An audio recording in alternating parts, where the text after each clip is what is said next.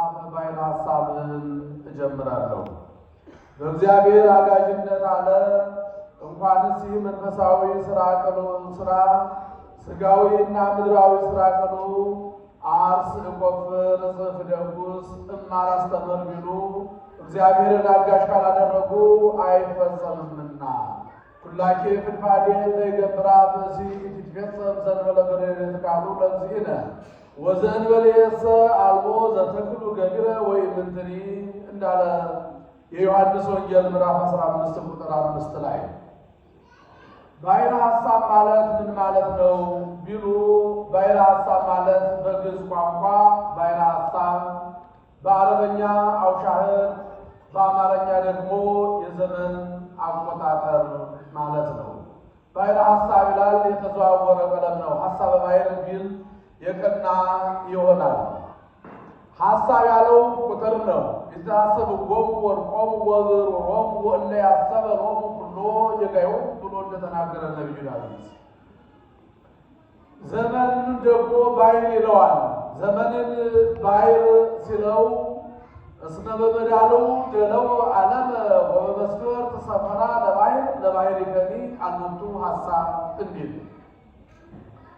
ባሕረ ሐሳብ አንድም እንዳለ በዚሁ ይተረጎማል፣ ይነበባል። ባሕረ ሐሳብ ማለት ቁጥር ቀመር ያለው ዘመን ማለት ነው።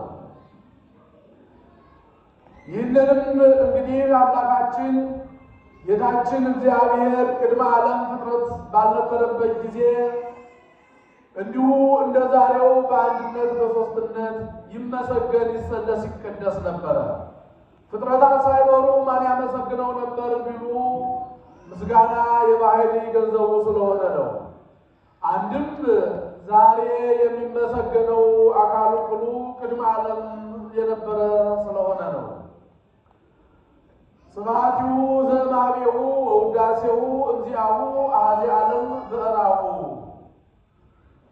ጌታም እንዲሁ ባሕሪውን ሲያመሰግን ቢኖርም ክብሩ በባሕሪው እንደቀረ አውቆ ይህንን ዓለም ልፍጠር ብሎ አሰበ። አስቦም አልቀረ ፈጠረ። ሲፈጥርም ሰውንና መላእክትን ስሙን ለመቀደስ ክብሩን ለመውረስ ይሆን ዘንድ ፈጠረ። ሌላውን ግን ለአንክሮ ለተዘክሮ ለምግበ ሥጋ ለምግበ ነፍስ ሊሆን ፈጠረ። ወኩሉ ዘተፈጥረ ለመፍቅደ ነባብያን ቦ እምኔሆሙ ለምህሮ ወቦ እምኔሆሙ ለተከብሮ ወቦ እምኔሆሙ ለተዘክሮ እንዲል ዮሐንስ አውሻህ ጌታችን